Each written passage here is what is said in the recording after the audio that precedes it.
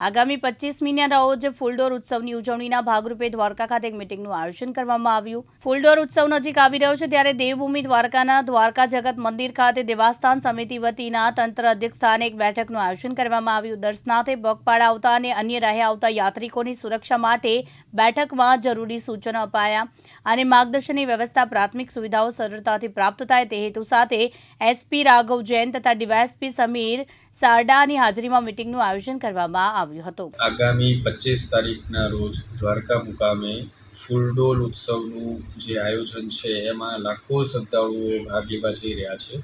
તેના અનુસંધાને આજે દ્વારકા મુકામે વિવિધ કચેરીઓના અધિકારીઓ કર્મચારીઓ સાથે એક મીટિંગનું આયોજન કરવામાં આવ્યું અને દર્શનાર્થીઓને કોઈ તકલીફ ના પડે, અગવડતા ના પડે અને એમનું જે કાયદો વ્યવસ્થા સિસ્ટમની જળવાઈ રહે, લોકોને સારી સુવિધા મળી રહે તે માટે આજે એક દ્વારકા મંદિર ખાતે એક મીટિંગનું આયોજન કર્યું।